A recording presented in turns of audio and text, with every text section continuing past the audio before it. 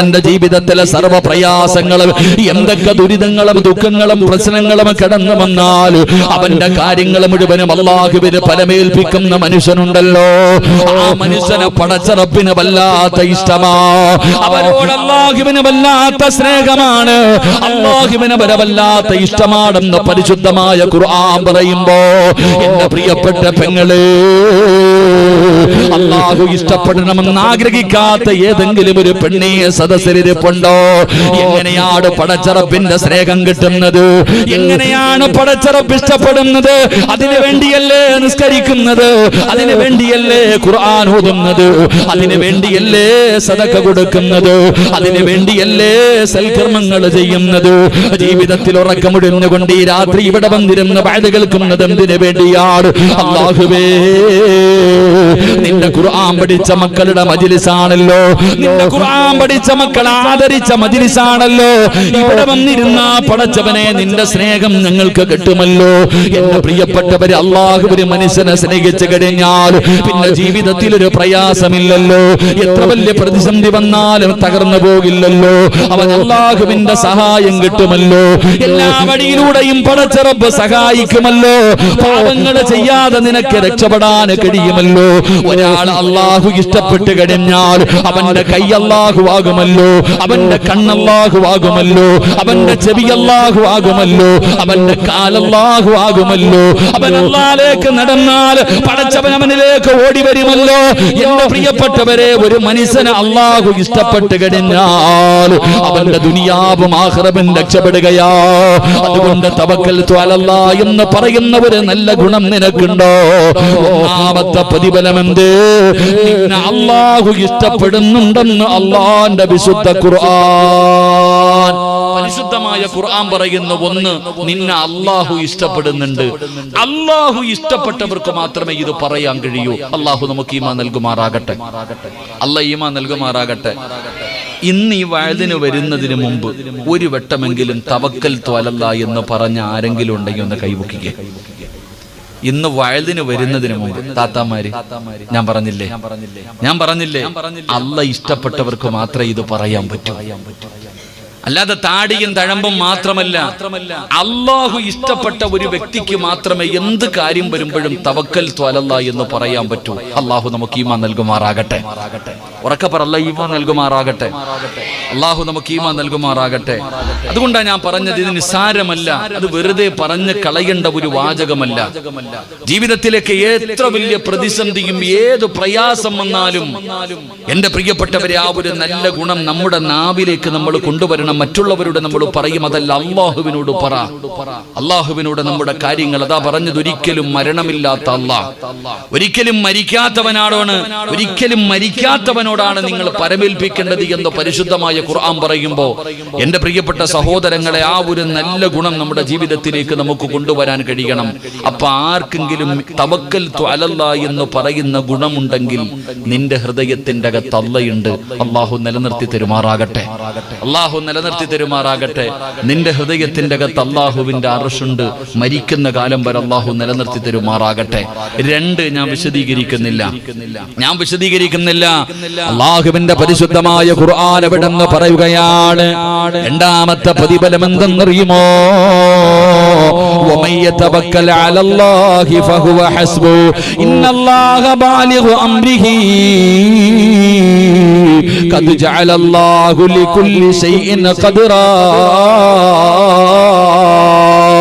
അല്ലാഹുവിന്റെ പരിശുദ്ധമായ ഖുർആൻ എവിടെന്ന് പറയുകയാണ്, തവക്കൽതു അലല്ലാഹ് എന്ന് പറയുന്ന ഒരു മനുഷ്യൻ അല്ലാഹു കൊടുക്കുന്ന രണ്ടാമത്തെ പ്രതിഫലം എന്തെന്നറിയുമോ? അവൻ അല്ലാഹു മതിയാവുകയാണ്. അവൻ അല്ലാഹ് മതി, ഒരു പേടിയുമില്ല. ഈ പ്രപഞ്ചത്തിൽ ഒരു മഖ്ലൂക്കിനെയും അവന് ഭയമില്ല. പടച്ചവനെ, അല്ലാഹുവിന്റെ കൂടെയുണ്ടല്ലോ. അവൻ അല്ലാഹു മതിയാവുകയാണ്. ഏത് പ്രശ്നമാണെങ്കിലും ഏത് വിഷയമാണെങ്കിലും അവൻ അല്ലാഹു മതിയാകുമെന്ന് അല്ലാഹുവിന്റെ അല്ലാഹുവിന്റെ വിശുദ്ധ ഖുർആൻ. എന്റെ പ്രിയപ്പെട്ടവരെ, യാതൊരു ഭയമില്ലല്ലോ.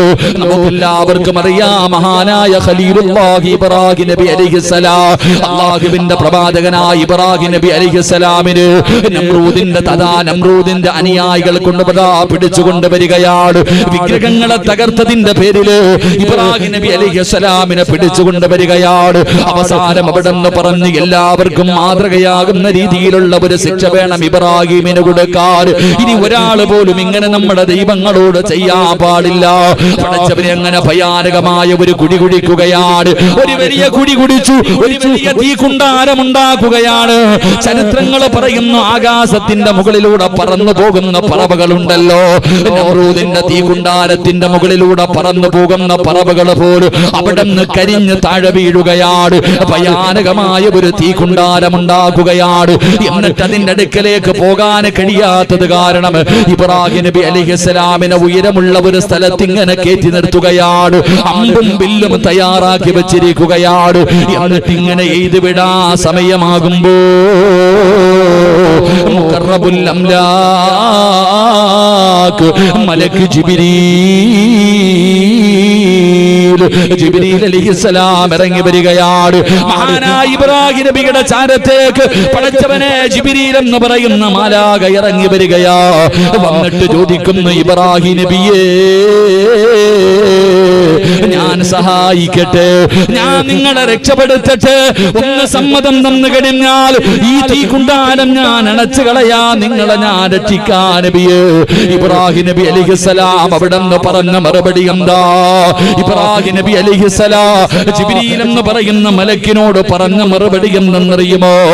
ഏ ജിബ്രീലേ, നിനക്കെന്റെ സഹായം വേണ്ട, എന്നെ നീ സഹായിക്കണ്ട, എന്നെ സഹായിക്കാൻ ആള് വേണ്ട, എന്നെ സഹായിക്കാൻ എന്റെ റബ്ബിനറിയുമല്ലോ. എന്നെ പടച്ച റബ്ബുണ്ടല്ലോ, എന്നെ പടച്ച റബ്ബുണ്ടല്ലോ, ആ റബ്ബിനറിയാ എന്നെ സഹായിക്കാൻ.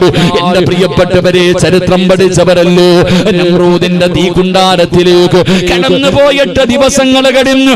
തന്റെ ശരീരത്തിലെ ഒരു രോമം പോലും കരിയാതെ ഇബ്രാഹിം നബി അലൈഹിസ്സലാം കുല്യാനാറുകൂനി ബർദം വസലാമൻ അലാ ഇബ്രാഹിം.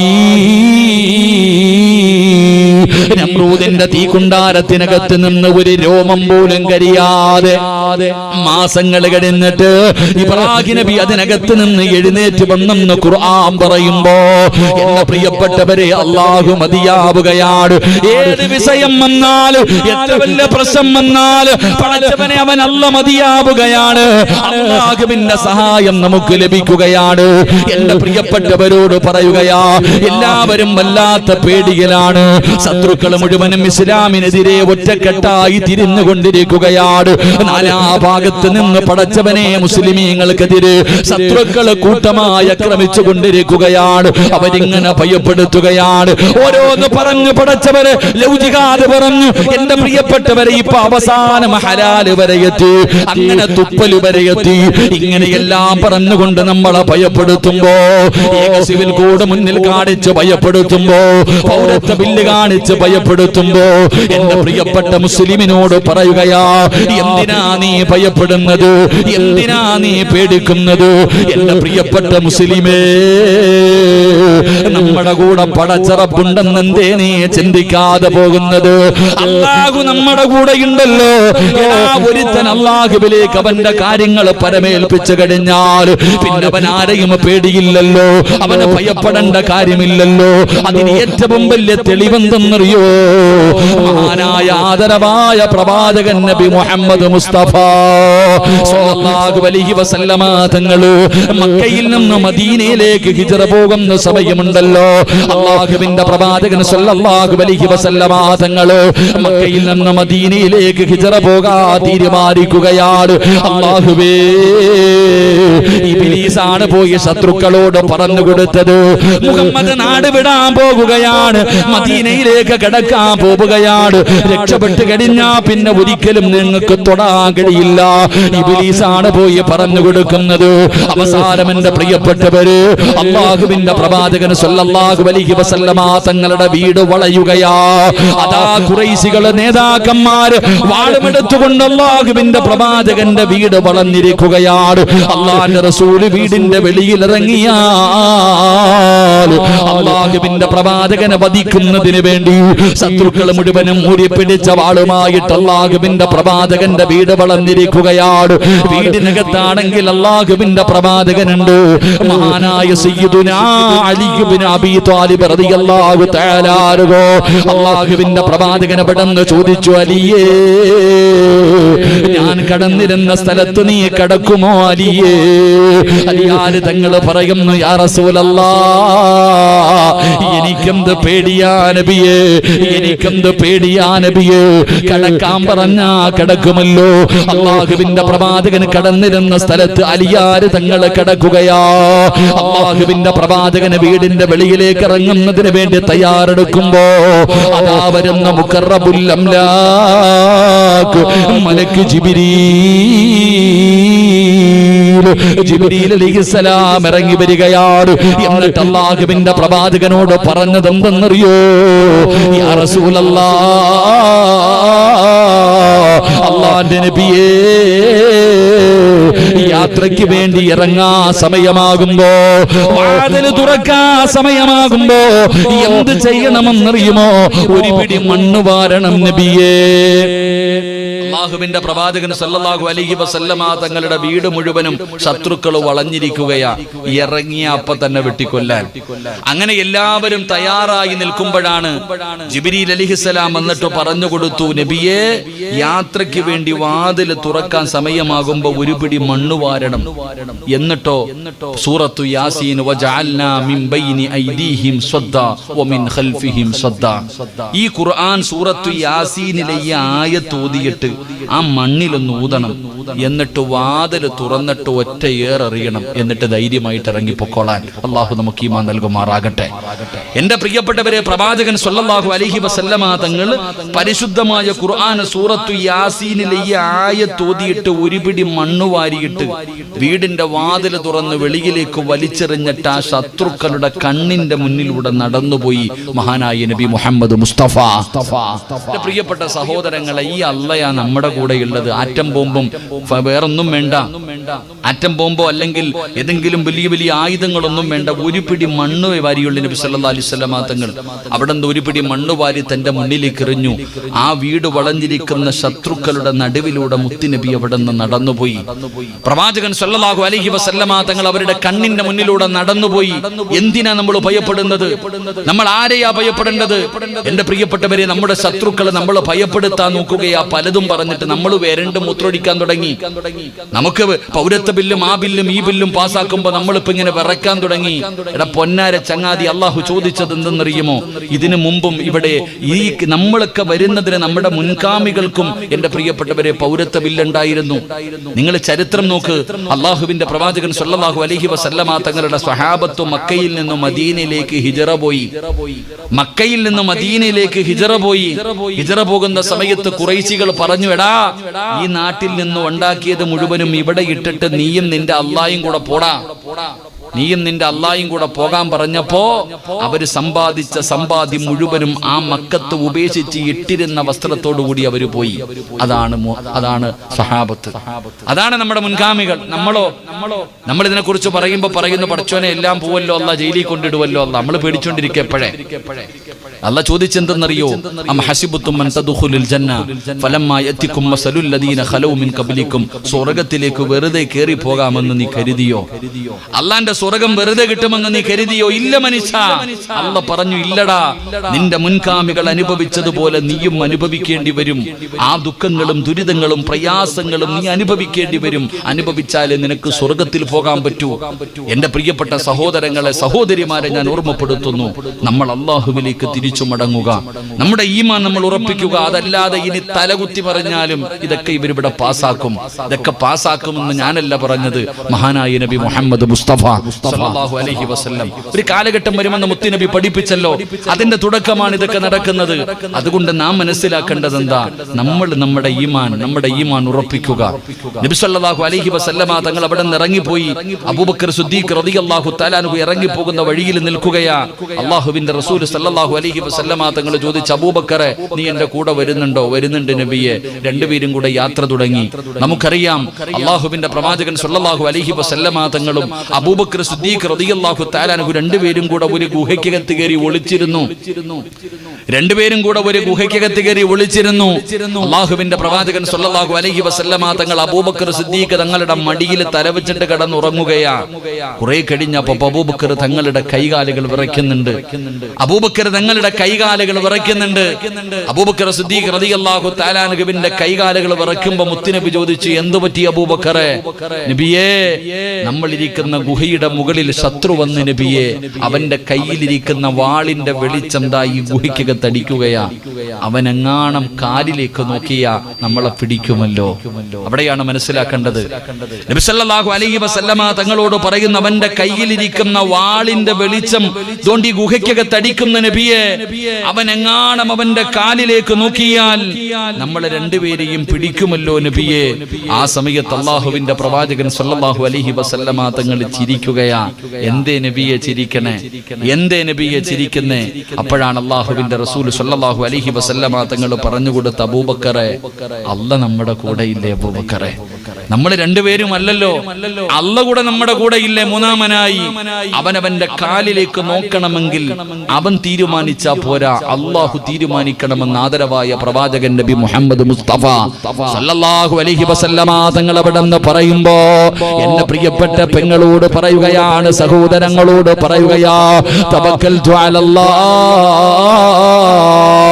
എന്ന് പറയുന്ന ഒരു നല്ല ഗുണം നിന്റെ ജീവിതത്തിൽ ഉണ്ടായാൽ പടച്ചവനെ അല്ലാഹു നിനക്ക് മതിയാവുകയാണ്. ഏത് പ്രശ്നം വന്നാലും ഏത് പ്രയാസം വന്നാലും അല്ലാഹു നിനക്ക് മതിയാവുകയാണ്. അല്ലാഹുവിന്റെ സഹായം നിനക്ക് ലഭിക്കുമെന്ന് അല്ലാഹുവിന്റെ വിശുദ്ധ ഖുർആൻ, അല്ലാഹുവിന്റെ പരിശുദ്ധമായ ഖുർആൻ വിടന്ന് പറഞ്ഞു തരികയാ. എന്റെ പ്രിയപ്പെട്ടവരെ, വിശദീകരിക്കുന്നില്ല. മൂന്നാമത്തെ പ്രതിഫലം എന്താ? തവക്കൽതു അലല്ലാഹ് എന്ന് പറയുന്ന ഒരു മനുഷ്യൻ അല്ലാഹു കൊടുക്കുന്ന മൂന്നാമത്തെ പ്രതിഫലം എന്തെന്നറിയുമോ?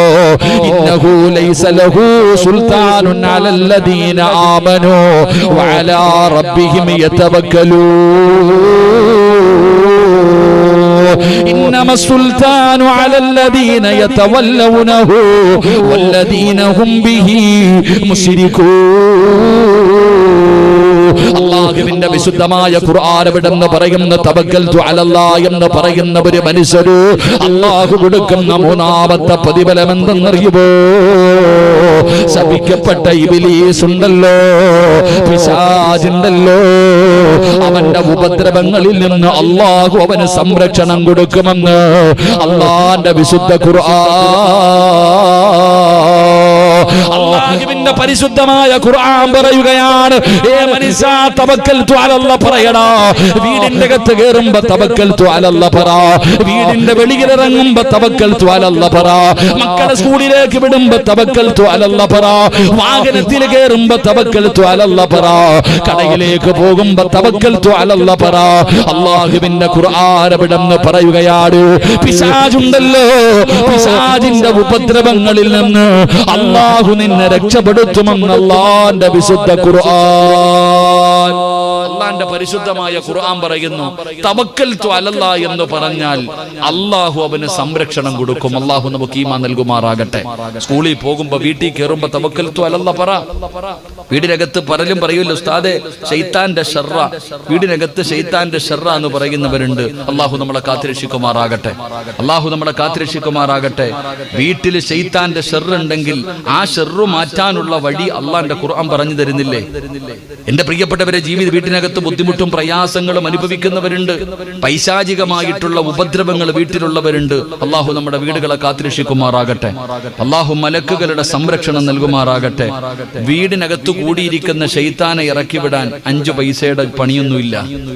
വീടിന്റെ അകത്ത് കൂടിയിരിക്കുന്ന ഇബിലീസിനെ ഇറക്കി വിടാൻ ഒരുപാട് കഷ്ടപ്പാടൊന്നുമില്ല. 1 രൂപ പോലും ചെലവാക്കണ്ട. കൂടോത്രവും മന്ത്രവാദവും മുട്ടകുഴിക്കലും ഒന്നും വേണ്ട. ഖുർആനിലെ ഒരു ആയത്ത് ഓതിയാ മതി, വീട്ടിൽ നിന്ന് ഇബിലീസ് ഇറങ്ങിപ്പോകും. അള്ളാഹു ഈമാൻ നൽകുമാറാകട്ടെ. വീട്ടിൽ കൂടിയിരിക്കുന്ന ഇബിലീസിനെ ഇറക്കി വിടണമെങ്കിൽ ഖുർആനിലെ ഒരു ആയത്ത് ഓതിയാ മതി. അള്ളാഹു നമുക്ക് പഠിക്കാൻ ഭാഗ്യം നൽകുമാറാകട്ടെ. പറഞ്ഞുതരട്ടെ, ഖുർആനിലെ ഒരു ആയത്ത് ഓതിയ നിന്റെ വീടിനകത്ത് കൂടിയിരിക്കുന്ന ശൈത്താൻ ഇന്ന് തന്നെ ഇറങ്ങിപ്പോകും. അള്ളാഹു ഇറക്കി വിടാൻ ഭാഗ്യം തരുമാറാകട്ടെ. ഓതുവോ? എങ്ങനെ ഓതാനാ ഉസ്താദെ? ഞാനും അവനും തമ്മിലുള്ള ബന്ധം അങ്ങനെയല്ലേ? എന്റെ വീടിനകത്ത് കൂടിയിരിക്കുന്ന ശൈത്താനെ ഇറക്കി വിട്ട് കഴിഞ്ഞാൽ ഇനി ഞാനെങ്ങനെ? അത്രയ്ക്കും ഫ്രണ്ട്സുകളാണ് നിങ്ങൾ അല്ലേ? ശൈത്താനെ ഇറക്കി വിടാനുള്ള ഒരു ആയത്ത് ഞാൻ പറഞ്ഞുതരാം. പൈസ ഒന്നും വേണ്ട. നിങ്ങൾ ചെയ്യുവോ? വീട്ടിൽ ഇരിക്കുന്ന ശൈത്താനെ പിന്നെ ഇറക്കി വിടാം. നിന്റെ തലയിൽ കൂടിയിരിക്കുന്ന ശൈത്താൻ ആദ്യം ഇറക്കി വിട്. അള്ളാഹു ഈമാൻ തരട്ടെ. ഒന്ന് കൈപൊക്കിക്കേ. ഒരായത്ത് ഓത് ഇവിടെ ഇരുന്നുകൊണ്ട് തന്നെ. ശൈത്താൻ ഇറങ്ങിപ്പോൻ. മക്കളെ നിങ്ങൾ പൊക്കണ്ടടാ. നിങ്ങളുടെ കൂടെ ശൈത്താൻ കൂടത്തില്ല. ഈയണ്ട ഇത്ര നിന്ന് ഹാഫിദ എത്ര പേരായിരുന്നു? 2, 4, 6, 8, 10, 12, 14, 16 പേരില്ലേ? 16 പേര്. നിങ്ങളുടെ മുന്നിൽ ശൈത്താൻ തോറ്റതാ. അവൻ പോയി. ഇനി പേടിക്കണ്ടട്ടാ. അതുകൊണ്ടാണ് പഠിച്ചുകൊണ്ടിരിക്കുന്ന സമയത്ത് പല ബുദ്ധിമുട്ടുകളും 25-20 ദിവസമൊക്കെ ആകുമ്പോഴത്തേക്ക് ചൊറിച്ചൽ വരുന്നു, വീട്ടിൽ പോകണം, കരച്ചിൽ വരുന്നു, സങ്കടം വരുന്നു. എന്താ? ശൈത്താൻ ഇങ്ങനെ ഇട്ട് കളിപ്പിക്കുന്നതാ. ഇനി നിങ്ങളുടെ അവന്റെ പണിയൊന്നും നിങ്ങളോട് നടക്കൂല. അള്ളാഹു ഈമാൻ നിലനിർത്തി തരുമാറാകട്ടെ. ശൈത്താനെ ഇറക്കി വിടണോ? ഖുർആനിലെ ഒരു ആയത്ത് ഓതിയാ മതി. ഇന്ന് വീട്ടിലേക്ക് തിരിച്ചു പോകുമ്പോ വീടിനകത്ത് കയറുന്നതിന് മുമ്പ് ഒരു ആയത്ത് ഓതണം.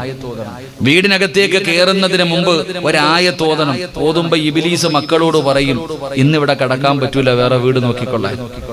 നിങ്ങൾ ഇന്ന് ഈ ആയത്ത് നിങ്ങളുടെ വീടിനകത്ത് കയറുമ്പോൾ ഓതിയാൽ വീടിനകത്തിരിക്കുന്ന ഇബ്ലീസ് തന്റെ മക്കളെ വിളിച്ചിട്ട് പറയും, ഇന്ന് രാത്രി ഇവിടെ കടക്കാൻ പറ്റൂല, വേറെ ഏതെങ്കിലും വീട്ടിൽ പൊക്കോളാൻ. ഇന്ന് തന്നെ ഇറങ്ങിപ്പോകും. അള്ളാഹു ഓതാൻ ഭാഗ്യം തരുമാറാകട്ടെ. ഏതായത്താ? മഹാനായ സയ്യിദുനാ അബൂ ഹുറൈറ റളിയല്ലാഹു തആല അൻഹു. അബൂ ഹുറൈറ തങ്ങള് അവിടെ നിന്ന് കുറച്ച് ഗനീമത്ത് സ്വത്തിന് കാവലിരിക്കുകയാണ്. കുറച്ച് കാര്യങ്ങൾ അള്ളാഹുവിന്റെ പ്രവാചകൻ കുറച്ച് സാധനങ്ങൾ കൊടുത്തിട്ട് ഇത് സൂക്ഷിച്ചു കൊള്ളാൻ പറഞ്ഞു. കാവൽക്കാരനാ അബൂ ഹുറൈറ റളിയല്ലാഹു തആല അൻഹു. കാവലിരിക്കുമ്പോ രാത്രി ഒരുത്തം വന്നിട്ടൊരു പ്രായമുള്ളൊരു മനുഷ്യൻ ചാക്കിനകത്ത് വാരി നിറയ്ക്കുക. അബൂ ഹുറൈറ തങ്ങൾ കണ്ടുപിടിച്ചു. കള്ളനെ കയ്യോടെ പിടികൂടി. നിന്നെ ഞാൻ മുത്തുനബിയുടെ മുന്നിൽ കൊണ്ടുപോകും സല്ലല്ലാഹു അലൈഹി വസല്ലം. അപ്പൊ ആ മനുഷ്യൻ, അബൂ ഹുറൈറ, എന്റെ ഭാര്യയും മക്കളും പട്ടിണിയാ, ഭക്ഷണം കഴിച്ചിട്ട് ദിവസങ്ങളായി, ദാരിദ്ര്യം കാരണം വന്നെടുത്തതാ, എന്നെ പിടിച്ചോണ്ട് പോകരുത്. അപ്പൊ അബൂ ഹുറൈറ തങ്ങൾ വിഷമം കേട്ടപ്പോ പറഞ്ഞു, നീ പൊക്കോളാൻ, ഇനി ചെയ്യരുത്. 2ാമത്തെ ദിവസവും വന്നു. അന്നും പിടിച്ചു. അന്നും മക്കളുടെ കാര്യം പറഞ്ഞ് കരഞ്ഞു. അപ്പോഴും അബൂ ഹുറൈറ തങ്ങൾ വെറുതെ വിട്ടു. പക്ഷെ 3ാമത്തെ ദിവസം അബൂ ഹുറൈറ റളിയല്ലാഹു തആല അൻഹു ഇവനെ പിടിച്ചു. അപ്പൊ പറഞ്ഞു, ഇനി നിന്നെ ഞാൻ വിടൂല. 2 പ്രാവശ്യം നിനക്ക് ഞാൻ സമ്മതം തന്നു, ഇനി നിന്നെ ഞാൻ വിടത്തില്ല. നിന്നെ ഞാൻ കൊണ്ടുപോകും, മുത്തുനബിയുടെ മുന്നിൽ കൊണ്ടുപോകും. അങ്ങനെ അവസാനം എന്തു പറഞ്ഞാലും വിടില്ല എന്ന് മനസ്സിലായപ്പോ ഈ മനുഷ്യൻ പറഞ്ഞു അബൂ ഹുറൈറയോട്, ഞാൻ നിനക്കൊരു നന്മ പഠിപ്പിച്ചു തരാം. അള്ളാന്റെ ഖുർആനിലെ ഒരു ആയത്ത് ഞാൻ പറഞ്ഞു തരാം. ഈ ആയത്ത് നീ പാരായണം ചെയ്താൽ ഇബ്ലീസിന്റെ ഷർറിൽ നിന്ന് നീ രക്ഷപ്പെടും. ഇബ്ലീസിന്റെ ഷർറിൽ നിന്ന് നീ രക്ഷപ്പെടും. ഖുർആനിലെ ഒരു ആയത്ത് പറഞ്ഞു കൊടുത്തു, വെറുതെ വിട്ടു. പിറ്റേ ദിവസം രാവിലെ സുബഹി നമസ്കാരം കഴിഞ്ഞപ്പോ അള്ളാഹുവിന്റെ പ്രവാചകൻ സല്ലല്ലാഹു അലൈഹി വസല്ലമ തങ്ങൾ അബൂ ഹുറൈറ തങ്ങളോട് ചോദിച്ചു, കള്ളനെ വെറുതെ വിട്ടുവില്ലേ? നബിയെ, ആദ്യത്തെ 2 ദിവസം അവൻ കരച്ചിലും ബഹളവുമായിരുന്നു. 3ാമത്തെ ദിവസം ഞാൻ അവനെ കൊണ്ടുവരാൻ തീരുമാനിച്ചതാ. പക്ഷേ അവൻ എനിക്കൊരു ഇൽമു പഠിപ്പിച്ചു തന്നു. ശൈത്താനിന്റെ ഷർറിൽ നിന്ന് രക്ഷപ്പെടാനുള്ള ഒരു ആയത്ത് പഠിപ്പിച്ചു തന്നു. ഏതായത്തെന്നറിയുമോ? അള്ളാഹുവിന്റെ വിശുദ്ധ ഖുർആനിലെ ആയത്തുൽ കുർസി. അള്ളാന്റെ പരിശുദ്ധമായ ഖുർആനിലെ ആയത്തുൽ കുർസി. ഈ ആയത്തുൽ കുർസി ഏത് മനുഷ്യൻ തന്റെ വീടിനകത്തിരുന്ന് പാരായണം ചെയ്യുന്നു, ആ വീട്ടിൽ നിന്ന് ശൈത്താനിന്റെ ഷർ ഒഴിവാകും. ഇബ്ലീസും അവന്റെ മക്കളും പിന്നെ ആ വീട്ടിൽ നിൽക്കില്ല എന്ന് നബിയുനാ റസൂലുള്ളാഹി സ്വല്ലല്ലാഹു അലൈഹി വസല്ലം.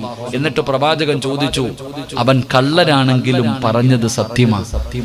അവന് കള്ളനാണെങ്കിലും പറഞ്ഞത് സത്യമാ? എന്നിട്ട് അബൂ ഹുറൈറ തങ്ങളോട് ചോദിച്ചു, അവൻ ആരാന്നറിയോ? അറിയില്ല നബിയെ, അത് സാക്ഷാൽ ഇബ്ലീസ് ആയിരുന്നു എന്ന് നബിയുനാ റസൂലുള്ളാഹി. അപ്പൊ ഇബ്ലീസ് തന്നെയാണ് അവനെ പൂട്ടാനുള്ള പൂട്ട് പറഞ്ഞു കൊടുത്തത്. അതുകൊണ്ട് ശൈത്താനിന്റെ ഷർറു മാറണോ? വീട്ടിൽ പോയിരുന്ന ആയത്തുൽ കുർസി പാരായണം ചെയ്യേ. എല്ലാരും ഒരു ആയത്തുൽ കുർസി ഓദിക്കേ. ബിസ്മില്ലാഹിർ റഹ്മാനിർ റഹീം. അല്ലാഹു ലാ ഇലാഹ ഇല്ലാ ഹുവൽ ഹയ്യുൽ ഖയ്യൂം ما في السماوات وما في الأرض من ذا الذي يشفع عنده إلا بإذنه يعلم ما بين أيديهم وما خلفهم ولا يحيطون بشيء من علمه إلا بما شاء وسع كرسيه السماوات والأرض ولا يعوده حفظهما وهو العلي العظيم. അല്ലാഹു എല്ലാവിധ ഷർറുകളെ തൊട്ട് കാത്തുരക്ഷിക്കുമാറാകട്ടെ. എന്റെ പ്രിയപ്പെട്ട സഹോദരങ്ങളെ, ഇബ്ലീസിന്റെ ഷർറിൽ നിന്ന് രക്ഷപ്പെടാനുള്ള ഒരു വഴിയാണ് ആയത്തിൽ കുർസി പാരായണം ചെയ്യുക. ഞാൻ പറഞ്ഞു വന്നത്, നിങ്ങളുടെ മക്കളെ നിങ്ങൾ വീടിന്റെ വെളിയിൽ വിടുമ്പോൾ ആയത്തിൽ കുർസി അല്ല തവക്കൽതു അലല്ലാഹ് പറ. വണ്ടിയിലേക്ക് കയറുമ്പോ തവക്കൽതു അലല്ലാഹ് പറ. കച്ചവടത്തിന് പോകുമ്പോ തവക്കൽതു അലല്ലാഹ് പറ. പൈശാചികമായ ഉപദ്രവങ്ങളിൽ നിന്ന്, കണ്ണീറും പ്രാക്കും സിഹ്റും ഇങ്ങനെയുള്ള പല കാര്യങ്ങളിൽ നിന്ന് അള്ളാഹു നിങ്ങളെ രക്ഷപ്പെടുത്തുമെന്ന് ആദരവായ പ്രവാചകൻ നബി മുഹമ്മദ് മുസ്തഫ സല്ലല്ലാഹു അലൈഹി വസല്ലം അള്ളാഹു നമുക്ക് ഈമാൻ നൽകുമാറാകട്ടെ. ഒരു 3 സ്വലാത്ത് പറ. സല്ലല്ലാഹു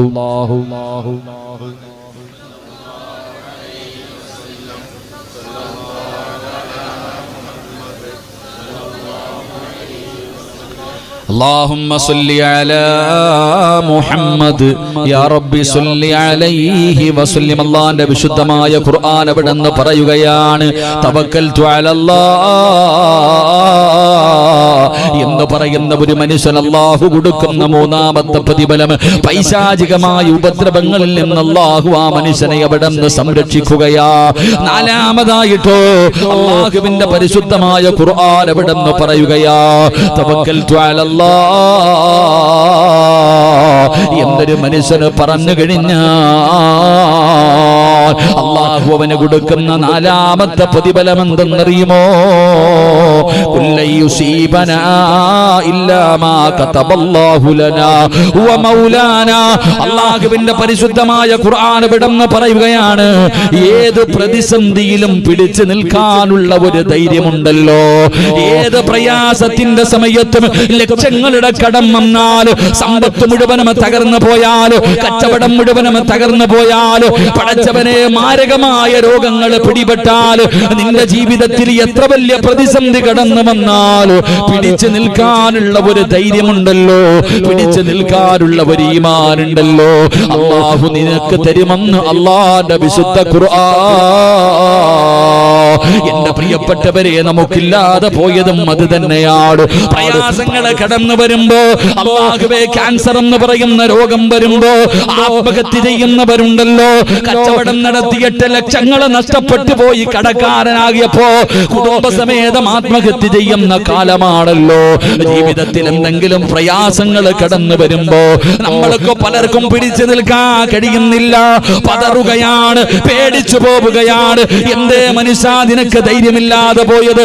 എന്തേ നിനക്ക് ധൈര്യമില്ലാതെ പോയത്? അല്ലാഹുവിന്റെ തീരുമാനമാണല്ലോ. എന്തു വന്നാലും അത് റബ്ബിന്റെ തീരുമാനമാണെന്ന് നീ വിശ്വസിക്കേണ്ടവനല്ലോ. ഈമാൻ കാര്യത്തിൽ 6ാമത്തത്, എന്റെ പ്രിയപ്പെട്ടവരെ, എന്തുകൊണ്ട് നിങ്ങൾ പഠിക്കുന്നില്ല?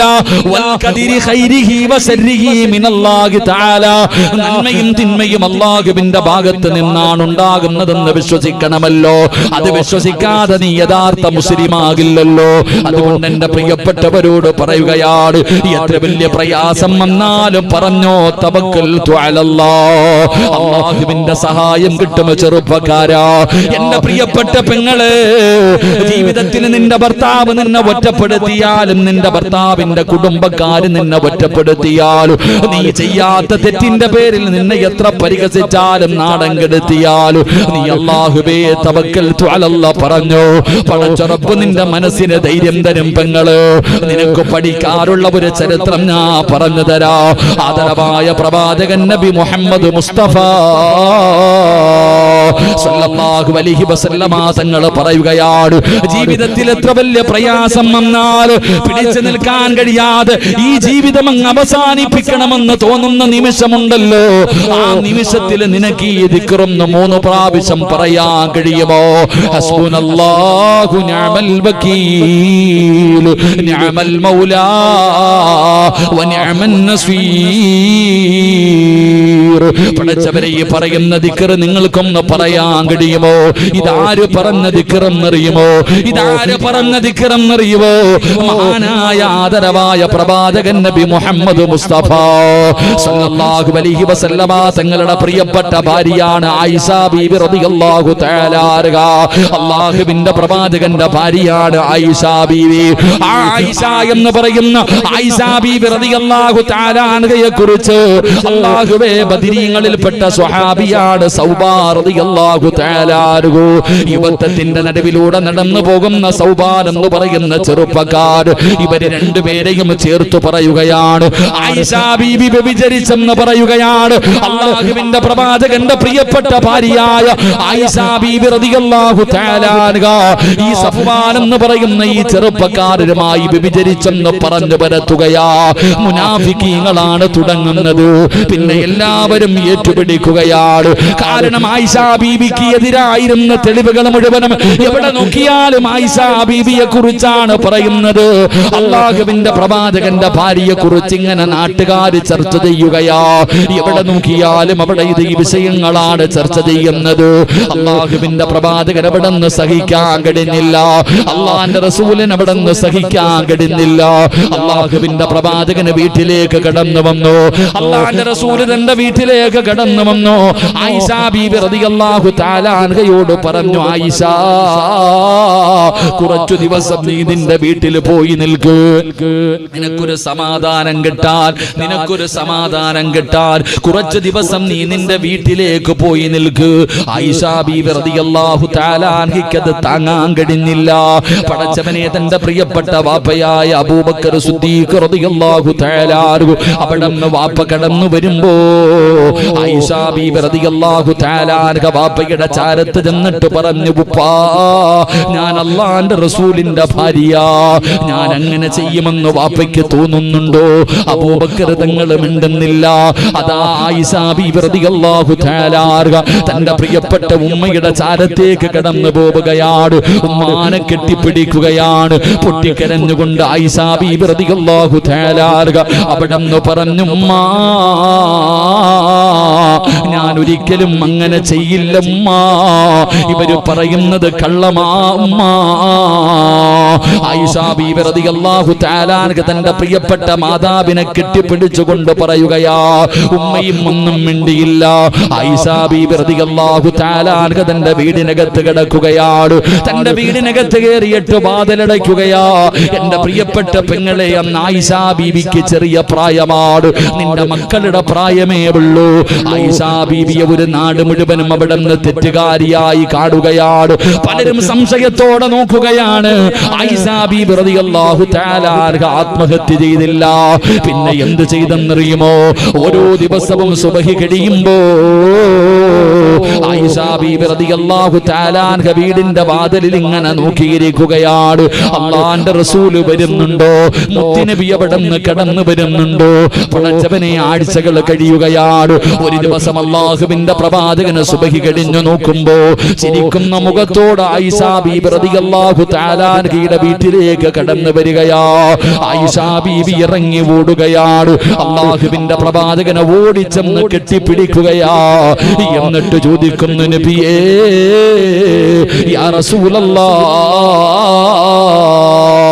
അല്ലാഹുവിന്റെ പ്രവാചകരെ ഞാൻ നിരപരാധിയാണെന്ന് അല്ലാഹു പറഞ്ഞു നബിയേ.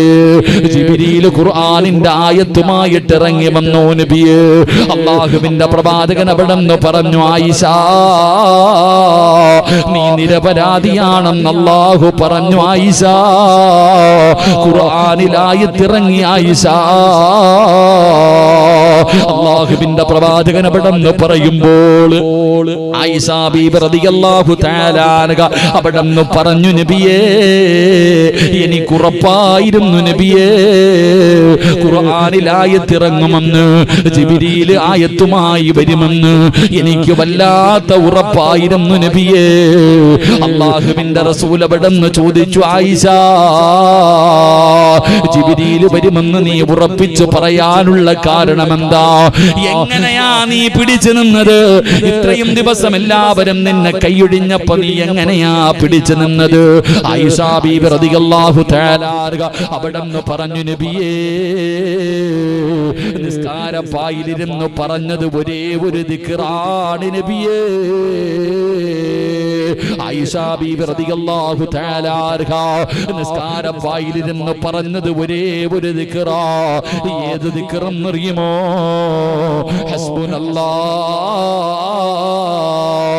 ഹസ്ബുനല്ലാഹു നിഅമൽ വകീൽ നിഅമൽ മൗലാ വനിഅമൻ നസീർ.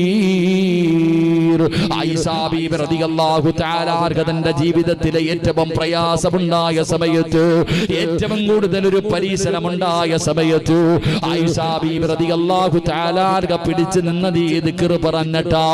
അതുകൊണ്ടാണ് അല്ലാഹുവിന്റെ പ്രവാചകൻ അവിടെന്ന് പറഞ്ഞു തന്നത്, ജീവിതത്തിൽ ലക്ഷങ്ങളുടെ കടം വരുമ്പോ, സർവ്വതം തകർന്നു പോകുമ്പോ, പടച്ചവനെ ഇനി ജീവിച്ചിട്ട് കാര്യമില്ല എന്ന് തോന്നുന്ന ഒരു സമയമുണ്ടല്ലോ, ആ സമയത്ത് അല്ലാഹ് 3 പ്രാവശ്യം സമാധാനത്തോടുകൂടി ഇരുന്നിട്ട് നിനക്കൊന്ന് പറയാൻ പറ്റുമോ? ഹസ്ബുനല്ലാഹ്,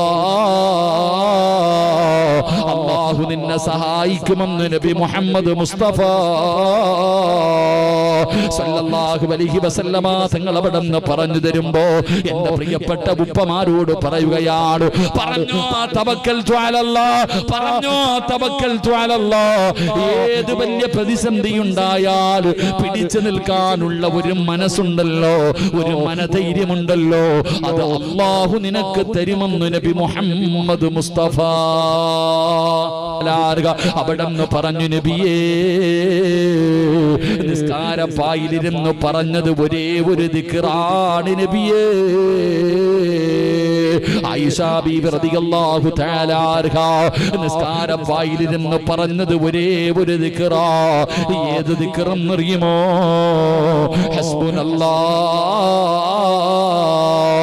ഹസ്ബുനല്ലാഹു നിഅമൽ വകീൽ നിഅമൽ മൗലാ വനിഅമൻ നസീർ.